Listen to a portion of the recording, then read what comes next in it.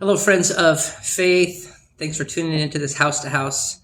I've had a lot of conversations lately. It seems like the topic of evangelism keeps coming up, and the topic of who we surround ourselves with, that we might have, in all humility, an opportunity to shine a little bit of the light of Christ to. And I wonder if we are in the arena, as Paul talks about in 1 Corinthians 4, our chapter for the day.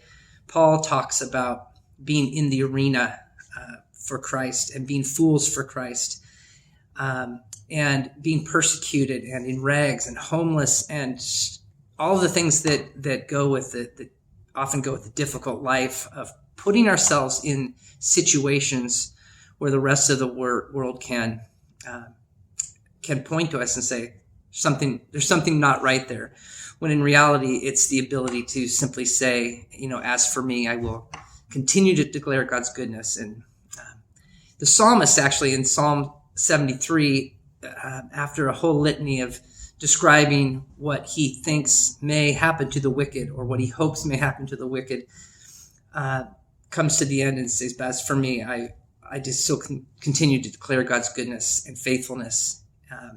And in God, I will take refuge.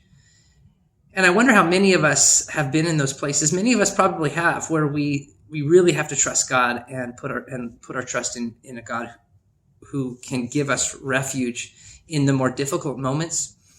But I think during this COVID time, it's probably easier in some ways to simply make the explanation that, when things resume, I will find my way to shine a light in the dark places. But right now, I need to keep things as comfortable as possible. I don't want to make a spectacle of myself in this time. As Paul says, we've been made a spectacle. Wanted to read just a short story that comes from one of my favorite speakers now.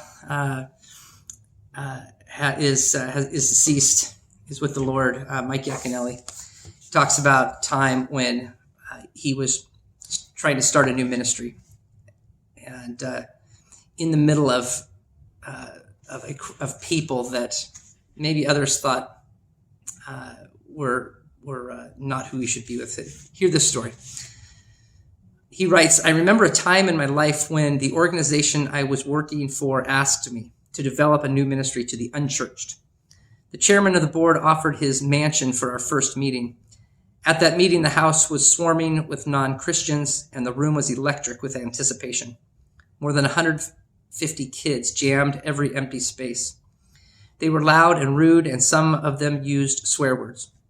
After the meeting, the board of chairmen was furious, angrily pointing out that swear words had never been used in his house and would never be used again.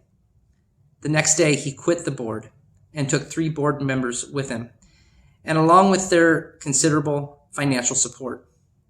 As a result, some of us in the ministry went as many as 9 weeks without paychecks, and it took a year to develop new means of support.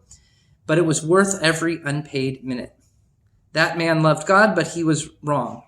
He just didn't understand that sometimes following Jesus put us right in the middle of a wild and boisterous world.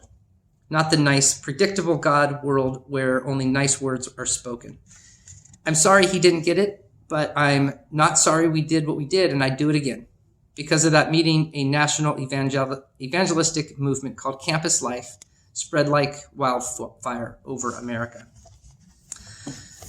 Many of you are familiar with organizations like Campus Life, Youth for Christ, Young Life, organizations that, on purpose, found opportunities to be God's church in the middle of a very secular place, and to invite that light of Christ to shine in those places.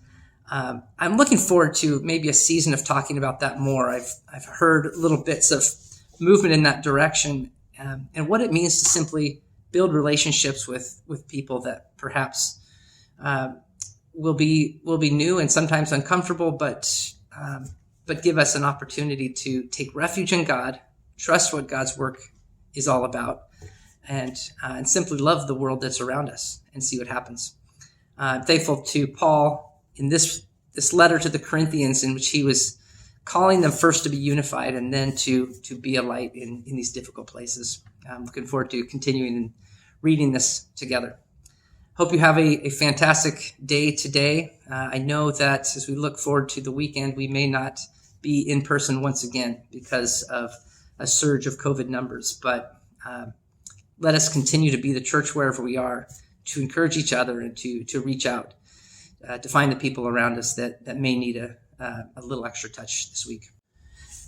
Also, before I go, just a shout out to the veterans, especially those that are in our congregation that have been in the service and have fought for and been a part of preserving freedom in this country. My ultimate respect goes out to you on this Veterans Day, and please know that you're in my prayers today as a prayer of gratitude for all that you have done and meant to me, my family, our country, and so thank you for your service.